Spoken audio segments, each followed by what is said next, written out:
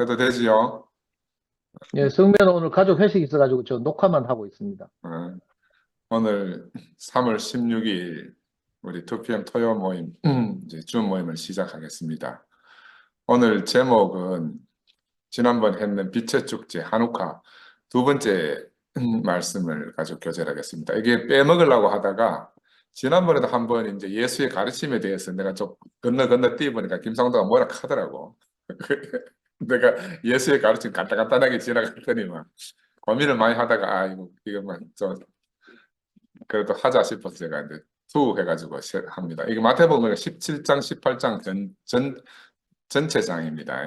그 생제분들 읽어보셨다 생각하고 말씀 교제를 하겠습니다. 네, 제가 이제 원래 24년 1월 첫째 주부터 마태복음이 이 유대 회당에서 그 회당을 시나고그라 그러잖아요.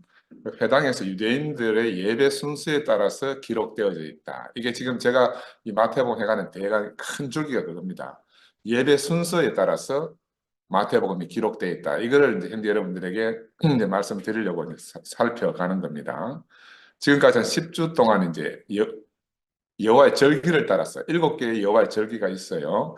그 절기가 중간중간에 있고 그 사이사이에는 예수의 가르침이 들어가요.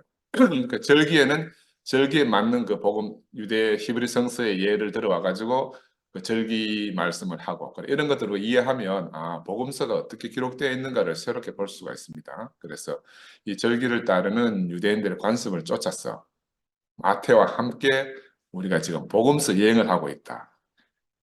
인공위성 타고 우주 여행을 하는 게 아니고 지금 복음서 여행을 하고 있습니다. 그래서 이것은 다른 말로 말하면 유대인 절기를 따르는 예수의 인격 여행이다. 마태와 함께 예수의 인격을 우리가 여행하고 있다. 이렇게 보면 되겠습니다. 이제 이렇게 시작하게 된 이유가 있는데 저도 참 이게 복음서 쓰인 게 궁금했어요. 그리고 좀 더 구체적으로 어떻게 알 수 없겠나 싶어서 이런저런 책을 찾다가 이제 이렇게 스폰 교수가 정말로 이걸 정리를 잘 해놨습니다. 그래서 그분 이제 텍스트를 위주로 해서 제가 이제 말씀을 드리고 있어요. 왜냐하면 신약 성서를 읽을 때 마태, 마가, 누가, 요한, 요한 복음이 저마다의 관점이 조금씩 다르잖아요. 그래서 이 공간 복음서를 이해하는데 우리가 그냥 퉁쳐서 같다고 생각하지 않고 서로 새로운 관점으로 복음서마다 특별한 관점이 있겠구나 하는 생각이 들었어요. 그래서 이제 이 복음서를 대하는데 새로운 관점이 필요하다 이런 생각이 들었고요. 또 한편으로는 우리 이제 소크라테스가 알잖아, 소크라테스. 근데 소크라테스는 자기가 스스로 뭐 기록해 놓은 게 하나도 없어. 우리는 소크라테스가 말했다 하는데 사실은 소크라테스가 했는지 안 했는지를 플라톤이 말했기 때문에 아는 거라. 플라톤이 소크라테스 말한 걸로 소크라테스를 알아가는 거라. 마찬가지로 예수님이 말씀하셨다 하더라도 예수님이 직접 기록한 게 하나도 없어. 다 제자들이 보고 듣고 전해준 거란 말이야. 그리고 사실은 예수는 아무것도 남긴 게 없다는 거라. 결국 예수를 아는 거는 제자들을 통해서 아는 게 유일한 방법이라. 근데 우리는 예수와 직거래 하려고 하거든. 직거래가 안 돼요. 그들을 통해서 아는 예수밖에 우리가 모르는 거라. 그래서 성서가 기록된 시대로부터 2000년이라는 세월이 흘렀잖아. 그지? 근데 그동안 이제 알려지지 않았던 당시의 많은 사료들이 최근 들어서 많이 새롭게 발견됐잖아요. 그리고 또 성서학자들이 18세기 이후부터 정말로 많은 연구들을 해서 그동안 이제 2000년 동안 감추어졌던 몰랐던 사실들이 많이 알려지게 됐습니다. 제가 이제 이런 말씀을 드리면 어떤 분들은 또 막, 야, 우리가 지금 최고의 생명 복음을 가졌는데 뭐 또 다른 게 뭐가 필요하노? 막 이럴 수 있는 분들도 계시겠지만 저는 제 입장에서 보면 나 아직 궁금한 게 너무 많거든요. 정말 많아요. 아직은 어떻게 보면 안개에 가려진 것처럼 그렇게 느껴질 때도 있고 또 한편으로는 너무너무 분명해가지고 야, 이것이구나 이렇게 생각할 때도 있어요. 그게 왔다 갔다 하거든. 그래서 제 안에서 이 생명이 더 충분히 인식되어지는 것이 필요하다고 저는 그렇게 생각이 들어서 제가 알아진 만큼 형제들과 이제 교제를 하는 거거든요. 저는 지금 이제 처음 시작하는 그런 마음으로 지금 마태를 따랐어.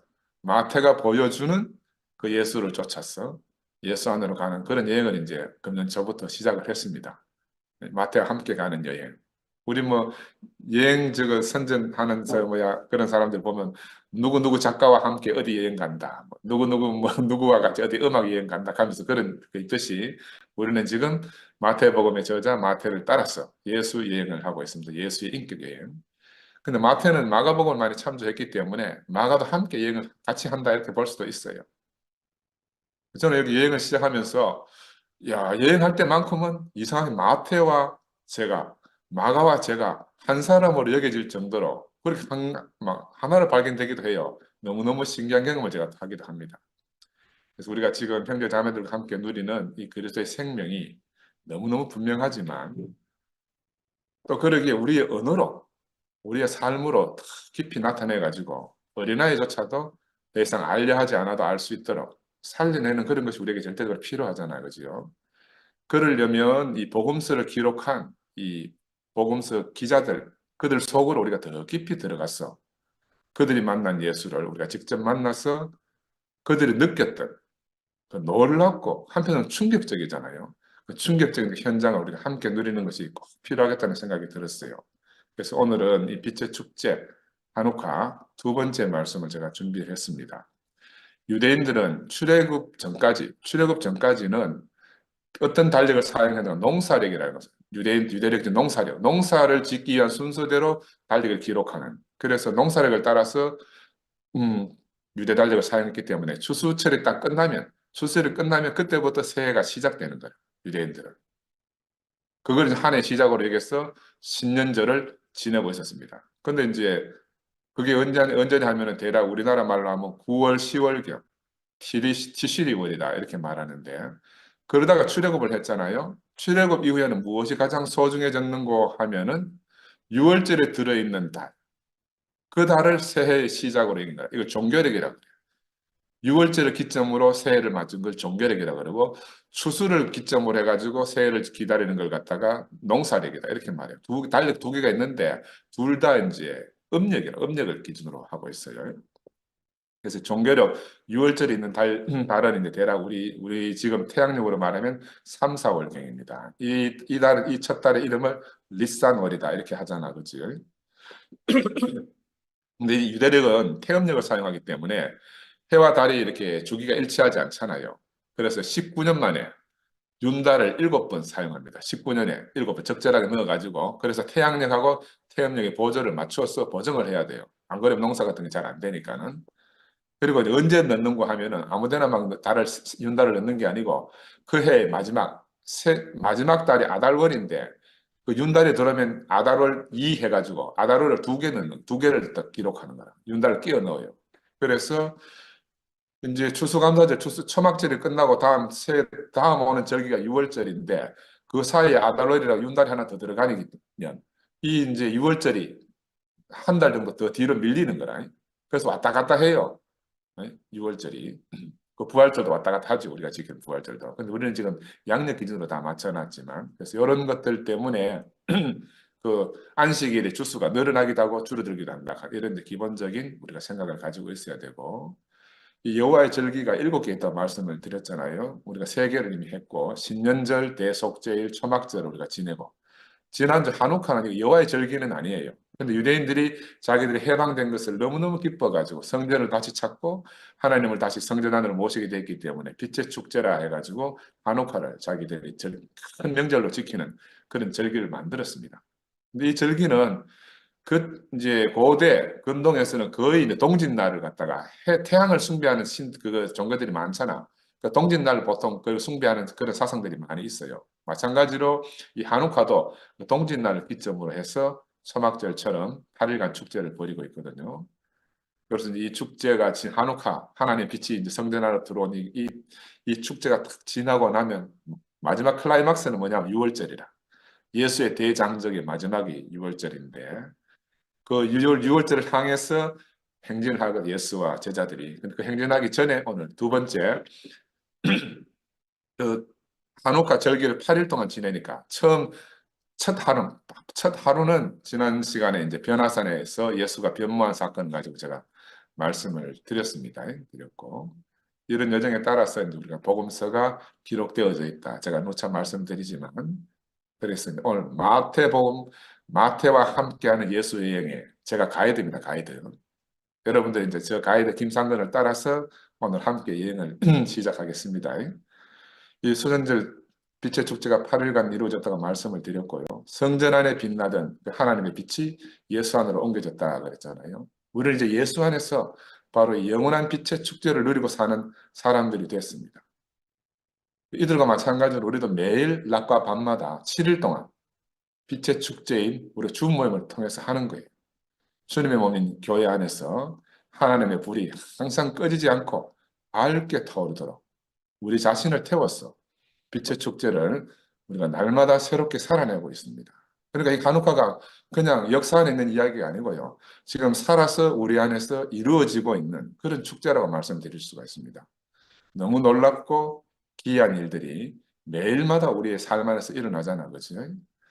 그래서 마찬가지로 마태도 한우카 축제를 위해서 예수의 가르침이라는 8개의 예수 이야기를 갖다가 이 마태복음 17장과 18장에 이렇게 배열해 놨습니다. 그래서 이제 처음 하루는 지난번에 말씀을 드렸고 오늘은 두 번째 17장 9절부터 이제 읽어보겠는데 거기에 제가 성경 말씀 읽지는 안 하겠습니다. 간단하게 이렇게 되어 있어요. 그들이 산에서 내려올 때에 예수께서 명하여 이르시되 인자가 죽은 자 가운데서 살아나기 전에는 본 것을 아무에게 또 이르지 말라 하시니 이런 말이 있거든요.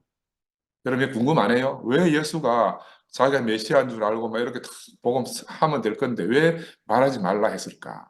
우리만 저만 궁금한 게 아니고 성경 읽는 모든 사람들이 다 궁금하게 생각했답니다. 왜 이렇게 비밀로 했을까? 앞에도 비밀로 하라는 말이 몇 번 나오잖아요. 뭐 특별한 비밀이 있는가? 비밀로 하라 하니 더 궁금하잖아. 왜 비밀인가? 그래서 이 궁금증을 견디지 못한 브레데라는 유명한 학자가 있어요. 이분이 1901년도에 자기 저서에서 메시아의 비밀 이래가지고 이제 이 왜 비밀로 하락했는가를 쭉 밝혀놓은 그 책이 한 권 있습니다. 그래서 그 사람 이야기에 따르면은 예수는 스스로 자기가 자기를 메시아로 여기지 않았다는 거야. 또 그리고 예수와 함께 사는 제자들도 또한 예수를 그 메시아다 이렇게 인식하지 못했다는 거예요. 그런데 예수의 부활을 전후로 해서 죽고 다시 사신 그 부활을 전후로 해서 예수에 대한 서로 다른 생각들이 제자들도 서로 다를 거 아니에요. 똑같이 생각을 공유하지 못하니까 서로 다른 생각들이 공존하고 있는데 그 당시에 예수에 대해서 두 가지 대표적인 이해가 있었다는 거예요. 그러니까 메시아냐 아니냐 뭐 여러 가지 갈등설이 있을 거 아니에요. 그래서 이제 마가복음에서도 이거 지금 확정적으로 딱 말하기 못하니까 이제 비밀로 하라 이렇게 하고 넘어갔다는 거예요. 이걸 설명할 목적으로 이제 메시아의 비밀이다 하는 가설을 만들어서 브레데라는 사람이 큰 책을 하나 썼어요. 근데 저는 보면 예수는 이 자신이 유대인들은 물론 제자들까지도 기대하던 게 뭐냐 하면은 야 메시아가 오면은 유대를 로마에게서 해방시키고 아이 같은 왕이 와가지고 야 정말 우리를 갖다가 만군의 여호와 하나님께로 돌이킬 거다 이런 막 놀라운 생각을 가지고 있잖아요. 지금 압박받는 세월이 몇백 년이었으니까. 근데 예수는 자기가 생각하면 자기는 그런 권력 없거든. 그런 영광의 자리에 갈 수 있는 메시아가 아닌 거라. 큰 권력도 없고. 자기는 기껏해야 앞으로 자기 장래를 보니까 나는 순환, 고난을 받을 것이고 십자가로 가는 길이 내가 정해져 있는데 내 자신의 운명은 너무너무 그 빤한데 이 따르는 사람들은 전혀 엉뚱한 생각을 하니까 그래 자꾸 그렇게 소문내지 마라 아마 이런 의미에서 야 내가 나중에 죽고 끝날 때까지는 비밀로 해라 막 이렇게 말하지 않았겠나 싶어요. 그지? 현실적으로 이 사람들의 기대는 이스라엘을 회복시켜 줄 것이다. 이런 기대인데 예수는 하나님 나라 회복을 위해서 오신 분이지 그들의 기대를 채워줄 분이 아니거든요. 아멘. 또 한편으로는 그 당시 마가나 마태가 처하고 있는 공동체 현실이 뭐냐 하면 막 그 로마가 막 완전히 예루살렘 성전을 대파시키고 막 유대인들 갖다 핍박하고 이런 상황이니까 자기들 공동체도 지금 그렇게 막 내가 예수 믿는다 이렇게 떠들고 다니는 그런 입장이 못 되는 거라. 자기들 상황도 박해받는 상황과 너무너무 이제 유사하기 때문에 자기들의 박해받는 상황을 고난받는 예수의 입장으로 이렇게 대치시켜서 그렇게 부각시켰다 이렇게 볼 수도 있습니다. 그지? 그래서 이거는 뭐 그냥 그렇게 생각할 수 있다는 거죠. 자신의 실체를 마음껏 드러낼 수 없는 이 예수의 운명을 통해 가지고 자기들 공동체에 박해받는 상황을 반영했다. 결론적으로 보면 예수께서는 평소 자신의 신분을 늘 감추고 드러내지 않고 숨기셨잖아요. 그런데 고난받고 십자가에 못 박혀 죽고 부활해서 비로소 자신의 실체를 드러내셨다. 이것이 이제 메시아 비밀 사상의 이제 요지라 말씀드릴 수가 있습니다. 우리가 익히 아는 대로. 저는 이제 이걸 이 메시아 비밀 이걸 딱 보면서 예수와 함께 동고동락했던 제자들도 아마 예수와 함께 살았을 때 하고 십자가에서 죽고 난 다음에 그들이 예수를 인식하는 인식에 많은 차이가 있을 거라 생각이 들어요.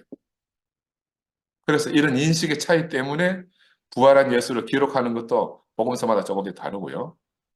그래서 이런 것들 때문에 메시아 비밀이라는 이런 이야기도 나오지 않았겠나 싶어요. 특별히 이제 이번에 최근에 돌아가신 우리 이수진 어머니 보시면 어머니 추모식 때 형제 자매들이 어머니 추모하는 걸 보면서 어떻게 보면 어머니가 살아 계실 때보다도 돌아가신 후에 그분의 진면목이 탁 뚜렷이 드러나는 것을 우리가 경험했잖아. 그죠? 이상한 거라. 내가 가는 것이 더 유익하겠다. 예수도 그런 말 하잖아. 그죠? 그리고 우리가 생명 안에서 이 복음서를 탁 깊이 읽어보면 왜 그런지, 왜 비밀화라는 건지 이해가 충분히 될 수 있다고 생각이 들어요. 우리가 누군가에게 찾아갈 때에 우리는 예수의 생명을 가지고 가잖아요. 어떨 때는 우리가 예수 자신과 전혀 다를 바 없는 그런 역할을 하기도 합니다. 근데 그렇다고 내가 예수다라고 할 수 없듯이 예수는 자신이 메시아로 사셨지만 스스로 내가 메시아다. 그렇게 드러내놓고 말할 수 없는 그런 입장이 아니었겠나 하는 그런 생각을 우리가 가질 수가 있어요. 아마 말할 수 없는 그 시대적 입장이 예수 안에 안 있었겠나 하는 생각이 들고 마태와 마가도 아마 그런 입장이지 않겠나 싶어요. 그래서 세월이 많이 흘러서 우리가 지금 후대에서는 메시아라 부르지 않는 것이 이상하잖아. 메시아를 부르지 않는. 근데 그 격동의 시대, 지금부터 2000년 전에 그 로마의 압제하에서 막 그런 시대 상황을 생각해 보면 막 자식 마음껏 떠들고 할 수 있는 이런 상황은 아닌 게 분명하다. 그죠? 그런 생각이 듭니다. 두 번째 이제 마태복음 17장 10절 13절에 가면은 어떤 말씀이 나오는가 하면은 뜬금없이 이제 제자들이 왜 엘리야가 먼저 와야 된다고 서기관들이 말합니까? 라고 예수님께 질문하는 거라. 왜냐하면 그 서기관들은 구약 히브리 성서를 다 보면은 메시아가 진짜 예수 제자들이 메시아가 떠들고 다니는데 메시아 오기 전에 반드시 엘리야가 온다고 성서에 기록되어 있거든. 그러니까 물어본단 말이에요. 그러니까 예수의 대답이 엘리야가 먼저 왔으나 사람들이 알지 못하고 임의로 대우한다. 그 제자들이 멀뚱멀뚱한 거라. 그러다 나중에 시간이 지나서 예수가 말씀하는 걸 듣고는 세례 요한을 두고 말씀하시는 거를 깨달았다는 거예요. 좀 늦지. 깨달음이 좀 늦죠. 제자들도 나중에 깨달았다. 이렇게 기록되어 있는데 왜 그렇겠습니까? 수탉이 큰 울음소리로 새벽에 오고 있음을 늘 알리고 있어요. 근데 너무 깊은 잠에 빠져 있는 제자들처럼 너무 깊은 잠에 빠져 있으니까는 수탉이 우는 게 소리가 들릴 리가 없는 거라. 우리도 마찬가지로 새날이 오고 있으면 알아차리지 못한다. 생명의 깊은 외침을 듣지 못하는 거라. 너무 세상 잠에 취해가지고 세상 잠에 너무 취해서 깨어날 수가 없어. 엘리야도 이미 왔고 부활한 그리스도도 이미 우리 앞에 계시지만 사람들은 눈이 어두워서 알아차리지 못하고 잠이 쏟아져가지고 눈을 뜰 수가 없는 거예요. 세상 잠에 취해가지고 뭐 눈이 안 뜨죠. 눈이 막 천근만근이라 그러자는 거지. 근데 예수 앞에 있는 이 제자들도 아마 비슷한 상황이 아니겠나. 상황은 다 펼쳐져 있고 다 나타나 있지만 그걸 보고 깨달을 수 없는 게 제자들의 형편이다. 이렇게 우리는 다 어떻게 보면 하나님에 대해 죽은 자였죠. 근데 예수는 죽은 자인 우리를 보고 죽은 것이 아니고 잔다 하는 거라. 이게 기막힌 거라. 누군가는 우리를 보고 죽었다 이렇게 말하는데 예수는 죽은 자를 보고도 잔다 이렇게 말하는 거예요. 잔다. 자는가 죽은 건 천지 차이인 거라. 잠자는 사람은 흔들어 깨우기만 하면 돼요. 흔들어 깨우기만 하면 일어나잖아. 우리도 사람을 볼 때 바로 이렇게 볼 수 있는 새로운 안목이 필요하겠다. 저거 죽었구나 이렇게 생각하는 게 아니고 잠자는구나. 가서 깨우자. 그지? 흔들면 다 아까 우리 시작할 때 한일 이야기했지만 가서 흔들면 깨어나잖아. 그지? 이게 이제 헬라 사상이에요. 헬라 사상에는 선과 악의 개념이 없어요. 헬라 사상에는. 헬라 사상에는 좋고 나쁜만 있단 말이에요. 그 사람들은 좋다, 나쁘다 이거밖에 없어요. 우리가 좋고 나쁜 가지고는 원수 될 게 없어. 원수가 안 돼. 근데 이게 기독교 사상 유대사상으로 딱 넘어와 버리면요. 선과 악의 개념으로 싹 바뀌는 거예요. 좋고 나쁨이 선과 악으로 대치되어 버린 거예요. 우리가 지금 선악과에서 생명과로 옮겨졌다 하는 건 다른 말로 말하면 이 선악의 개념이 없어졌다 이 말이죠. 우리 안에 좋고 나쁨은 항상 있을 수 있어요. 좋고 나쁨하고 선과 악하고는 차원이 다른 말이라. 예수는 우리 안에 있던 이런 깊은 고정관념, 선과 악의 고정관념을 뿌리째 뽑아 없애버린 거라.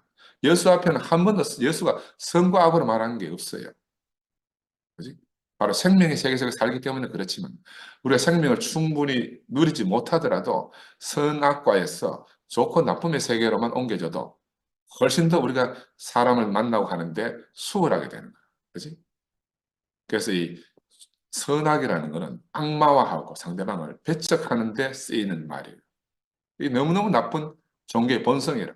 우리의 선악과가 얼마나 깊이 뿌리 박혀서 사람을 죽이는 데 쓰이는지를 이제 아는 게 너무너무 중요하고 늘 생명 안에서 살 수 없다 손치더라도 선악과의 개념을 버리고 좋고 나쁜 마음에서도 우리가 좋다 할 수도 있고 나쁘다 할 수도 있잖아요. 우리 인생이니까.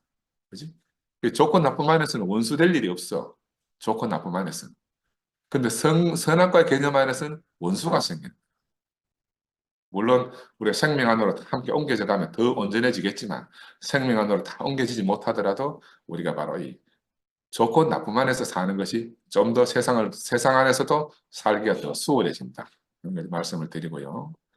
둘째 날 마태복음 17장 14절에서 21절로 넘어가면 귀신 들린 아이를 고치는 장면이 나와요. 이게 이제 뭐 긴 내용이 나오는데 간지를 앓는 소년의 이야기를 통해서 예수가 한탄하는 게 뭐냐 하면 제자들의 믿음 없음을 보고 믿음의 능력에 관한 예수의 가르침이 기록되어져 있습니다. 너희가 겨자씨 하나 알 만한 믿음이 있어도 산을 옮길 것이고 못할 일이 없다. 야, 그러니까 내가 종교 안에 있을 때, 야, 도대체 이 믿음 어떤 믿음이길래 겨자씨 알 만한 믿음만 있어도 산을 옮긴대요. 얼마나 놀랍습니까? 저런 게 과연 가능하겠나 내가 이렇게 생각을 했어. 근데 우리가 이제 대구에 와서 생활하면서 우리도 어느 날 세상에 많은 문제로 질병을 앓고 있는 사람들을 만나면 우리 안에 있는지도 몰랐던 바로 그 겨자씨 같은 작은 믿음으로도 인생의 문제로 절망에 빠진 사람들을 치유하게 되는 경험을 우리가 하잖아요. 야, 이게 바로 겨자씨 같은 믿음이 놀라운 능력이다. 이걸 깨닫습니다. 언어로는 다 알 수가 없어요. 근데 우리의 경험 안에서, 우리의 체험 안에서 이 말씀을 알아가는 거야. 이게 기적이라 할 수밖에 없어요. 기적이다.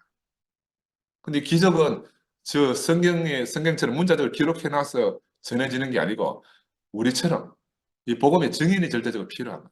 증인이 있어야 이 말씀이 증명이 돼요. 그죠? 증인이 있어야. 그래서 이 말씀을 이렇게 공부하면서 보면서 우리 세인트 루이스 영미가 처음 교회 올 당시에 얼마 전에도 영미가 간증했잖아요. 자기 자신 처음 올 때. 그때 처음 우리 세종시계에 와가지고 뭐 허리 아파서 와가지고 있다가 내하고 재영이하고 사는 걸 한 병원에서 둘이 사는 걸 보니까 너무너무 하여튼 행복해 보이고 신기하게 보인다 그랬잖아요. 너무 좋아 보여가지고 야 나도 저 사람들처럼 됐으면 좋겠다. 그래서 영미가 이제 새로운 자리로 교회로 옮겨졌잖아요. 이게 바로 산이 옮겨지는 거라. 너희가 겨자씨 알 만한 믿음이 있으면 산을 옮길 것이다 했을 때 우리가 물리적 산이 아니에요. 이게 바로 산이 옮겨진 거라. 영미처럼 저렇게 꿈쩍도 안 한 것 같은 거대한 자아로 이루어진 그 거대한 산이 한 방에 옮겨진 거라. 한 방에. 우리 안에 경험이 있기 때문에 우리가 이 복음서 성경 말씀을 이해할 수 있는 거예요. 높은 산이 옮겨져서 평지가 되어버렸잖아요. 그럼 내나 재영이가 뭐 힘든 일이 있습니까? 아무것도 없어. 그때 명수가 경대 들어가가지고 이제 의학반에 들어가서 영어반에 들어갔다가 수업 시간에 영미가 출석 부르다가 김명수 이 옛날 내가 많이 부르던 이름인데 싶어갖고 얼굴을 보게 막 그 생각은 안 나고 그러니까 가까이 가서 명수하고 책상 위에 얹어놓은 팔뚝을 보니까 손목하고 여기 팔이 가늘고 하얀 팔뚝을 보니까 그만 탁 내 생각이 난다 그러잖아요. 어릴 때 명수 생각도 나고 그 명수의 가느다란 팔목을 보면서 내가 생각나고 교회가 생각난 거잖아요. 이번 주 화요일 날 용성님 말씀처럼 그 예수의 향기로운 옷자락에 그 인격에 손이 닿기만 해도 나았다 하는 그 놀라운 기적이 우리 안에서는 이렇게 일상적으로 일어나는 겁니다. 우리가 어떻게 보면 성경 안의 기적보다도 더 놀라운 기적을 우리가 매일 살아내고 있는 거예요. 우리가 다 몰라서 그러지. 그래서 무엇인가에 취해가지고 늘 그것을 말하지 않으면 안 되는 사람들이잖아, 우리가. 누구를 만나도 우리가 만난 예수를 말하지 않을 수 없는 사람들. 우리 한철이처럼 100% 증가하고 싶은 사람. 그죠? 100% 증가하고 싶은 사람. 마찬가지로 지금은 예수를 다 이해하지 못하고 책망받는 제자들이지만 이 부활의 예수를 만난 후에 제자들도 우리처럼 예수만 말하지, 예수만 말하고 살 수밖에 없는 그런 사람들이 됐잖아요. 그래서 우리가 여기서 보면 믿음은 크기의 문제가 아니다. 우리가 속잖아. 겨자씨 알 만한 믿음. 그러면 믿음이 크면 어떻게 되겠노? 막 겨자씨 하나 만한 믿음이 있어도 막 산을 옮기는데 막 진짜로 믿음이 크면 어떻게 되겠노? 우리는 요 크기에만 관심이 있는 거라. 근데 제가 말씀드린 대로 겨자씨만한 믿음이란 믿음이 없고 있으면 문제다. 크기의 문제가 아니라는 거야. 우리는 늘 크기에 관심이 있는 사람이다. 누가 더 크냐? 뭐 이런 데 관심이 있는 사람이지. 근데 성경 우리에게 말하기를 믿음이 있느냐 없느냐 하는 문제라. 그래서 옛날에 목사님이 살아있는 개미가 그 조그만하지만 그 적지만 살아있는 개미가 죽은 코끼리를 이긴다 하는 말씀 하신 적이 있어요. 크기의 문제가 아니라는 거예요. 살아있느냐 죽었느냐 하는 문제고 믿음이 있느냐 믿음이 없느냐 하는 문제다. 그래서 우리 예수가 우리의 참 구속의 주고 하나님 우리 존재의 근원이다 하는 바로 그 믿음이 있느냐의 문제다. 우리는 바로 이 십자가 구속의 자리에서 우리 자신에게 목적을 두고 창조한 영원한 분을 우리가 알게 됐잖아. 그지? 우리에게 그 아버지 하나님에게로 가는 길이 되신 분을 우리가 알게 됐어요. 바로 이것이 산을 옮기는 것보다가 더 놀라운 일인 거야. 우리가 한 번도 상상할 수 없던 세계로 우리 자신이 지금 옮겨져서 매일 밤마다 한우카 절기를 우리가 지키고 있는 거예요. 그지? 그리고 다음에 이제 마태복음 17장 22절에서 27절에 보면 셋째 죽음과 부활에 대해서 예수가 다시 말하는 장면이 나와요. 제자들에게 예루살렘을 향한 운명의 여정. 이제 요거 곧 우리가 간다. 마지막 여행을 한다는 말씀을 하시면서 자기의 순환받을, 고난받을 것에 대한 두 번째 예고를 하시는데 죽은 지 3일 만에 살아날 것이다. 해가지고 제자들이 막 근심하고 있는 장면이 나와요.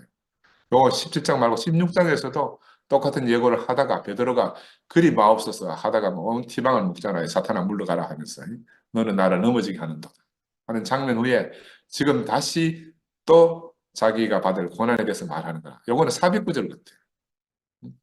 장차 다음에 올 6월절 자기의 죽음에 대해서 6월절 절기에 맞추어서 마태가 어린 양으로 예수를 대비하기 위한 전주곡을 싹 집어넣어 놓은 것 같아요. 예수의 가르침과 상관이 없는 대목이거든. 그러고 나서 다음에 이제 로마에 세금을 내느냐 아니냐 하는 이거 언급하고 있는데 아들은 세금을 내지 않는다는 말로 이제 우회적으로 표현하고 있잖아요. 그러나 오해받지 않도록 세금을 내라. 이렇게 제자들 가르쳐줘요. 고기 잡으면 고기 입 안에 동전이 들어있을 거니까 너와 나를 위해서 반세겔씩 내라 이렇게 말하는데 이 당시 시대 상황에서 보면요. 세금 문제는 그 당시 백성들에게 일상에서 가장 큰 일입니다. 자기 하루를 왜 사느냐면 세금 내기에 산다고 말할 수도 있어요. 어떻게 보면 하루 사는 게 세금 내기 위해서 노동을 하고 있다. 근데 이 세리마트는 이 세리잖아요. 그러니까 마트는 이 사실을 누구보다도 잘 알고 있는 거라 세금 문제를. 그런데 여기에서 이제 우리의 정체성이 어디에 있는지 마트는 그걸 말하고 싶은 것 같아요. 우리가 우리의 정체성이 어디에 속해 있는지 분명히 하고 살아야 한다. 우리가 그렇다고 해서 우리가 예수에게 속해 있고 하나님 나라에 속해 있지만 그래도 세상을 무시하고 살 수는 없어요. 세상의 법을 무시하고 살 수 없는 것이니 세상의 법을 따라서 안세겔에 그 지불할 거 지불하더라도 우리의 정체성을 확실히 하는 것이 너무너무 중요하다. 세상에 지불할 건 지불하더라도 난 하나님 나라의 백성이다. 이거 읽지 마라. 이게 예수의 가르침인데 마태 자신의 입장이거든요. 마태가 늘 세금 걷는 세리 입장이니까 한참 하다 보면 자기가 로마 나라에 속한 사람인지 하나님에 속한 사람인지 잘 모를 수 있잖아. 그런 면에서 아마 자기 자신을 나타낸, 자기 자신의 입장을 나타낸 것이 아니겠나. 나는 그렇게 봐도 무방하지 않겠나 싶고요. 넷째 날, 마태복음 18장 1절 10절로 넘어갑니다. 넷째 날, 한옥과 넷째 날, 천국에서 큰 사람에 대해서 말씀하시는데, 이때 큰 대장면이 뭐냐면 어린아이 문제 때문에 소란이 나, 어린아이 때문에. 그러니까 예수가 불러가지고 밝아오는 하나님 나라의 의미에 대해서 제자들을 가리키는 장면이 나옵니다. 누구든지 어린아이와 같지 아니하면 천국에 들어갈 수 없다. 이거 우리 익히 아는 말씀이잖아요. 어린아이를 영접하는 것이 곧 예수를 영접하는 것이다. 근데 이 어린아이를 우리가 오해하는 게 이 어린아이는 지금 우리가 만나는 이 어린아이가 아니에요. 우리는 어린아이나 어른을 지금 동일하게 한 인격으로 취급하잖아요. 그런데 그 당시에는 어린아이는 사람 취급을 못 받는 그런 어린아이랍니다. 로마 시대 어린아이는 전혀 사람 취급을 못 받아요. 그런 의미에서 지금 예수가 어린아이를 말하고 있는 거예요. 물건처럼 대우받고 있는 그런 시대 상황에서 그 어린아이를 한 인격체로 존중하는 그 예수. 중세 이후까지도 여자와 어린아이는 마찬가지로 물건처럼 취급당했잖아요. 그죠? 물건처럼. 그 현실적으로 우리 돌아와서 어린아이 문제는 나가 공동체 안에도 우리 교회처럼 똑같이 있었는 것 같아. 엄마 따라 아들 오고 시끄럽게 떠들고 하는 건 뭐 시대 상황이 변한다고 변해지겠어요? 사람 사는 문제는 2000년 전이나 지금은 아마 다르지 않을 것 같은데 우리도 아이들이 울고 시끄럽게 소리 내고 하면 신경 쓰이는 게 너무너무 많잖아요. 어쩔 수 없고. 우리 가족 모임 1월 전마다 하면요. 우리 지우가 막 꼬마 때부터 지금 3살 넘었는데 그럼 막 울고 떼쓰고 하면은 막 모임이 잘 안 돼. 그 나는 늘 우리 이엘드 목사님이 늘 그 시끄러운 와중에도 복음 더 재미있게 더 충만하게 더 막 넘치게 말씀하셨듯이 나도 그 생각이 늘 나는 거라. 그 아이의 울음소리에 내가 그 눌리면 안 되잖아. 그지? 근데 이제 시간이 지나고 성장하니까 지난주 지지난주 같은 경우에는 요즘은 아멘하고 옆에서 박수 치고 간정도 순서를 지가 정해줘. 아빠 하세요, 엄마 하세요, 뭐 삼촌 하세요, 할머니 하세요 하고 지가 막 순서를 정해줘. 원래 그래 돌아가는데 지가 정해가 지가 막 하는 거라. 그러니까 어린아이 금방 성장하는 거야. 네? 아이들이 놀랄 만큼 금방 성장해요. 우리가 교회 안에서 우리가 아이들을 대하는 이 생명의 법을 배운 결과다. 나도 그런 생각이 들고 예수의 생명이 교회 안에서 유유히 흐르는 그 결과라고 생각이 들어요.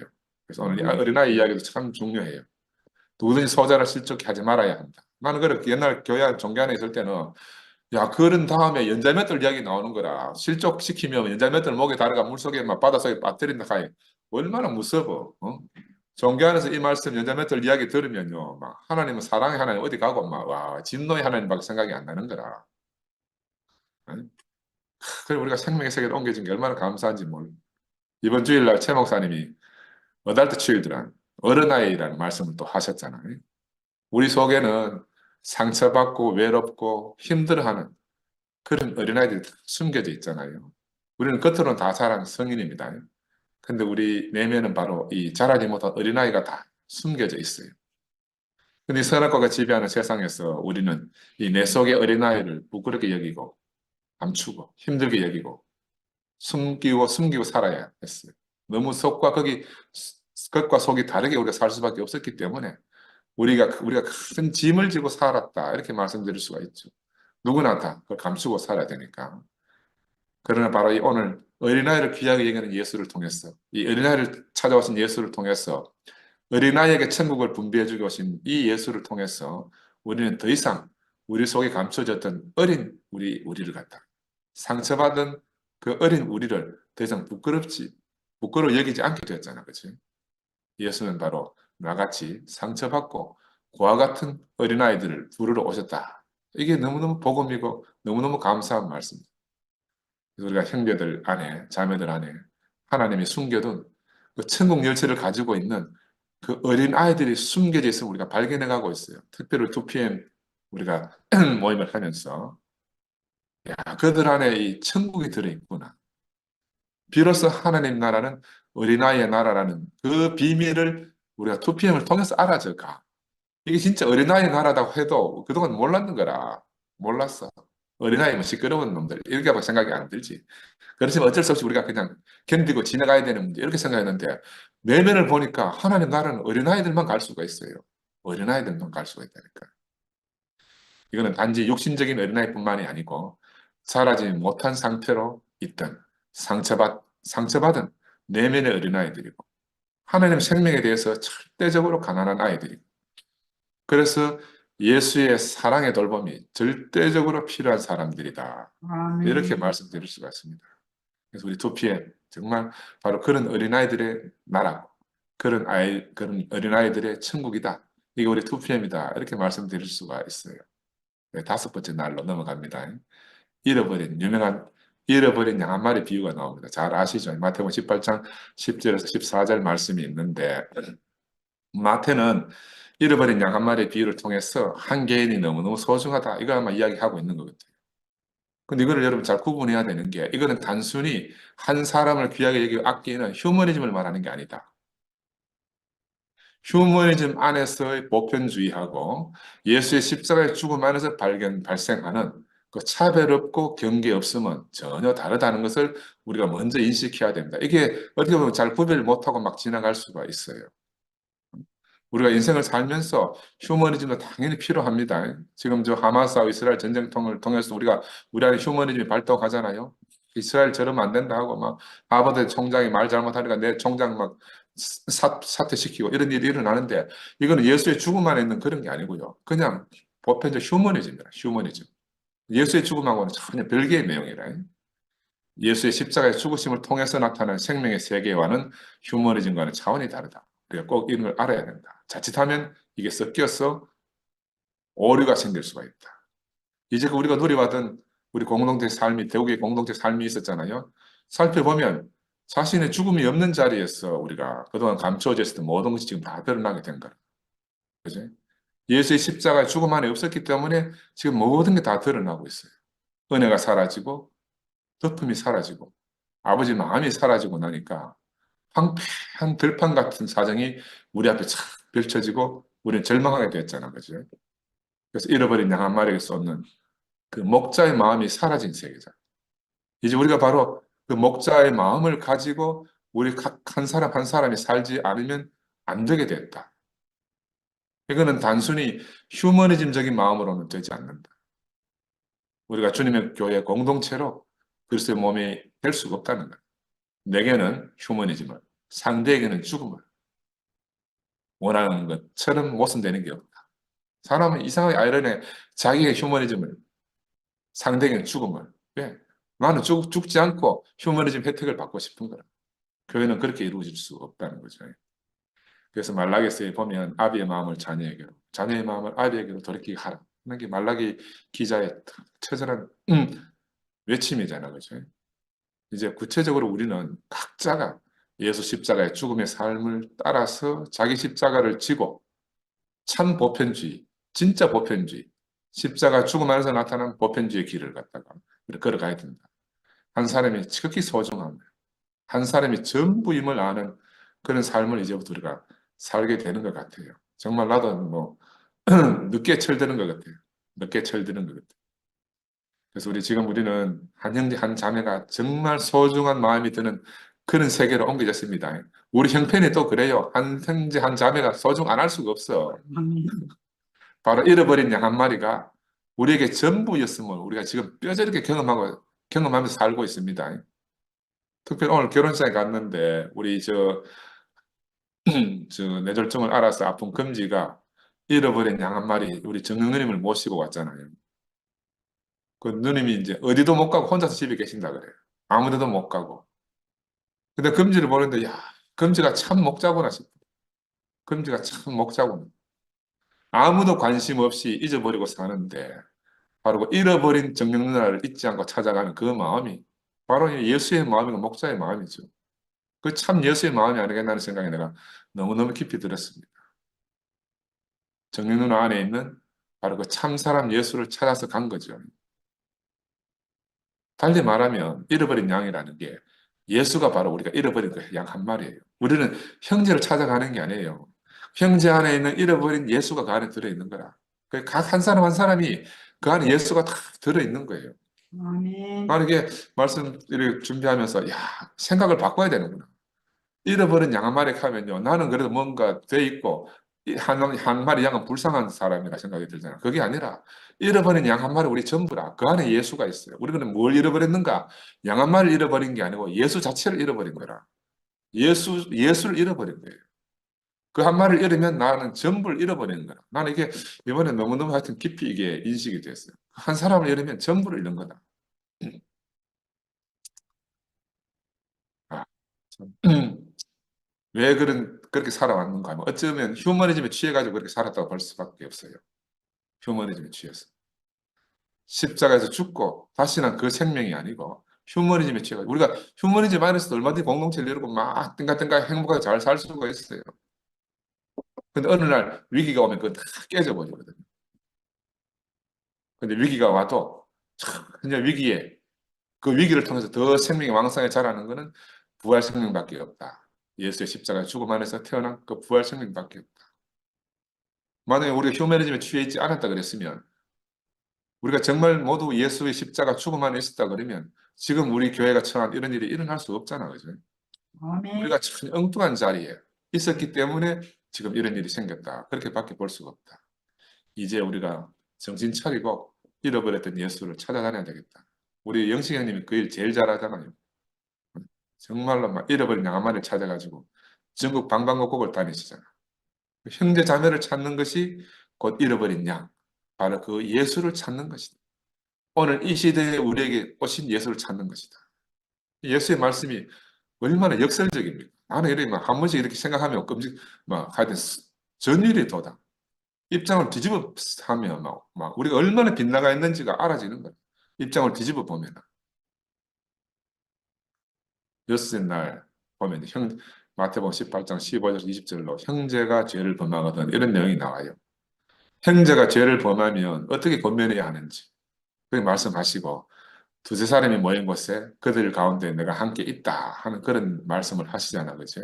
우리도 이 말씀을 깊이 새겨드려야 되는 게 우리가 교회의 권면에 귀를 기울여야 합니다. 교회의 권면에. 두세 사람이 모인 곳에서 예수가 함께 있음을 말씀하시는 이유는 생명의 권위가 형제들 안에 있다. 생명의 권위가 교회 안에 있다. 이 말씀을 하시는 거거든요. 그러니까 생명의 권위 안에 있는 사람은 그 삶이, 그 인생이 순풍에 돛단 듯이 살 수 있게 돼요. 이상하게 우리가 교회 안에 살아보면 그래요. 그래서 그 생명의 권위가 있는 사람은, 권위 안에 복종하는 사람은 그 삶이 너무너무 순탄하게 가는데, 우리가 생명의 권위 안에 있다는 것은 바로 우리가 그 생명으로 산다는 거잖아. 그 권위를 인정한다 하는 것은 내가 그 생명으로 산다는 걸 말하는 거야. 그러니까 권위를 인정하지 않는다 하는 말은 내가 그 생명과 무관하게 산다는 거죠. 무관하게. 그래서 오늘 이 말씀은 보면 누구나 범죄할 수 있으나 죄사하는 권세를 우리에게 주셨으니까 권면하고 용서하는 삶을 우리가 살아야 된다. 그래야 우리도 그렇게 용서받는다 하는 게 이게 대강의 내용 같아요. 뭐 여기서 보면 나는 이다이신 하나님, 영어로 I am that I am, 에고에이미 이런 말 하잖아, 그지? 어느 날 나는 형제이다 하고 오시는 분을 우리가 보게 되잖아요. 어느 날 나는 누구누구 자매이다 하고 오시는 분을 우리가 만난단 말입니다. 우리가 그 형제로 자매를 보는 게 아니고 바로 그 형제 안에 있는 하나님을 우리가 만나는 거죠. 형제 안에 있는 하나님. 단순히 형제 자매가 아니고 형제 자매로 오신 하나님입니다. 단순히 어린아이가 아니고 어린아이로 오시는 하나님이죠. 왜? 하나님은 고정되어 있지 않으니까. 하나님은 여기 있다 저기 있다 할 수 없으니까. 그래서 우리 하나님 앞에 순종하는 것은 날마다 내게 찾아오는 바로 형제 자매에게 순종하는 것이 바로 하나님께 순종하는 것이다. 이게 아마 여섯째 날에 말씀하시는 대강의 개요 같아요. 그리고 일곱째 날은 가인에게 지은 죄이 나오는데 가인에게 지은 죄는 7배를 람에게 지은 죄는 77배를 받는다는 이야기가 나오고 용서를 하려고 하면 어떻게 해야 되나? 70번씩 7번을 용서해 주래요. 아이고야. 이 가능합니까 우리가? 70번 7번씩 죽어도 깨나도 못하지. 왜? 우리는 용서할 수 없는 사람들이에요. 우리 칼급받아 나는 용서할 수 없는 사람이에요. 왜? 옳다는 이유로 정당하다는 이유로 남에게 받은 대로 돌려줘야 직성에 풀리는 사람이죠. 야, 근데 우리가 만난 예수는 우리의 상상 밖에 계시는 분이잖아요. 우리의 생각 밖에 계시는 분이에요. 차원이 다른 속에 계신 거라. 그래서 우리의 도덕관념 밖에 계시고 율법 안에서는 도저히 만날 수 없는 그런 분인데 그의 생명으로 거듭나지 아니하면 우리는 도저히 이 말씀을 따라갈 수가 없어요. 나는 이 안에서 절망이더라고. 내가 아까도 말했지만 뒤집어 보겠어. 뒤집어 보자. 딱 뒤집어 보니까 너무 희망이 생기는 어떻게? 딱 뒤집으니까 예수가 나를 그렇게 용서해 준다는 거라. 어? 70번씩 7번도 용서해 준다는 거라. 아이고, 그러면 내가 예수 따라가야지. 예수 믿으면 막 내가 아무리 죄를 많이 지어도 막 용서해 주신다는 거지. 어? 그래 이게 복음이 되는 거라. 복음이 돼. 아멘. 그냥 그대로 들으면 복음이 안 돼요. 그대로 들으면 복음이 안 돼. 어떻게 보면 저주라고 말할 수 있어. 왜냐하면 우리의 생각이 그렇게 삐뚤어져 있어서 그래요.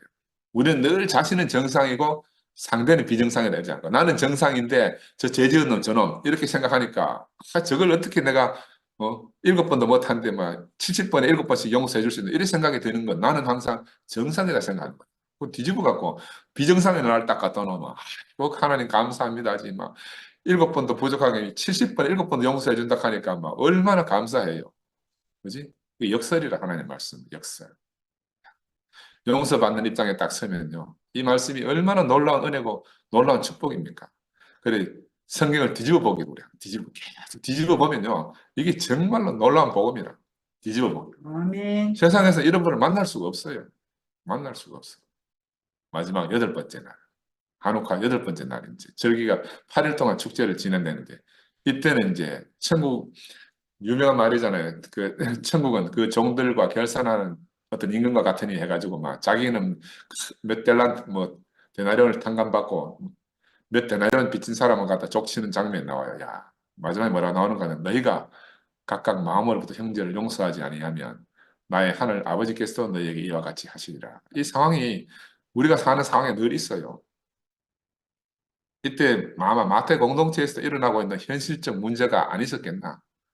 왜냐하면 사람이 사는 데는 결국 거래의 문제가 생기고 늘 빚의 문제가 생기거든. 늘 채권자, 채무자가 생기는 거라. 이 채권자와 채무자 때문에 좋고 나쁨이라는 생각이 생기고 가치의 문제가 생기고 이 뭐 역사를 보면 이 단순 채권, 채무가 제일 큰 문제라. 인생을 살아가는 데서 마찬가지고 우리가 형제자매 함께 살 때도 어떤 마음으로 살아야 되는가 하는 걸 말씀해 주고 있어요. 하늘나라 마지막 최후의 정산이 어떻게 이루어지는가. 용서만이 전부다. 용서만이 우리 희망이다. 너는 큰 빛을 탕감받았는데 그 조그만 빛을 탕감 안 해주고 이놈아 내가 막 썩내가지고 인간이 불러들이는 거잖아요. 용서 형님 버전으로 말하면 용서가 긍휼이잖아. 긍휼. 긍휼한 마음이 전부라. 긍휼을 강에 그런다 지나 이번 주에 말씀하셨잖아요.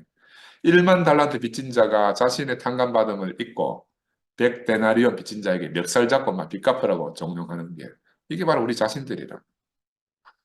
그래서 예수는 우리에게 끊임없이 긍휼을 요청하고 계십니다. 다른 사람을 용서하는 그것이 용서하는 그 사람의 용서가 또 어느 날 자기 자신을 용서받게 하는 그런 용서가 되는 거예요. 이 같은 용서의 흐름이 끝없이 흐르는 냇물처럼 긍휼의 강이 흐르는 것처럼 우리가 이 용서의 흐름을 우리 안에서 멈추게 되면 우리는 더 이상 용서받을 수 없는 사람이 되는 거라. 그래서 주기도문에 우리가 우리의 죄를 사해 준 것 같이 우리 죄를 사하여 주옵시고 하는 그런 예수의 기도가 있는 이유가 이 정말로 중요한 거예요. 우리가 우리의 죄를 사해 준 것 같이 우리의 죄를 사해 주옵소서. 그지? 우리가 우리의 죄를 사해 주지 못하면 우리도 용서받을 수가 없는 거예요. 이 주기도문 안에 기도가 너무 놀라운 기도죠. 그죠? 이렇게 해서 이제 마태가 이 한우카 절기 8일 분량을 마태복음 17장과 18장에 이렇게 배설해 놨습니다. 그러면서 축제 하루하루 촛불을 밝히면서 그날을 축제로 이렇게 즐기고 있습니다. 8일간의 수전절 절기가 이렇게 끝나고요. 예수께서 이 말씀을 마치시고 갈릴리를 떠나서 요단강 건너편 유대 지방으로 가셨다. 19장 1절에 보면 그런 말이 있어요. 항상 예수의 가르침이 다 끝나고 나면은 말씀을 마치고 건너가시다. 말씀을 마치고 건너가다. 이런 장면이 마태복음에 한 5군데 나와. 5군데. 그래서 예수의 나는 이제 이 마태복음 따라 여행하면서 가르침을 좀 빼고 건너뛰고 이제 큰 흐름을 따라가려고. 우리 김상도 분께서 또, 그 중요한 건너뛰고 한다고 지난번에 해가지고 내가, 아이고, 오늘 이렇게 조금 길지만은 같이 교제를 했습니다. 이 8일 분량이 오늘 다 끝났는데, 이게 예수의 가르침 4번째 단락이에요. 다음에 한 번 더 단락이 남아있는데, 다음 이제 구체적으로 그 십자가의 순환의 고난의 여정으로 가는 진짜 마지막 여행이 시작되거든요. 그 대장정을 또 다음 주에서 같이 만나서 교제하겠습니다. 감사합니다. 아멘. 아멘.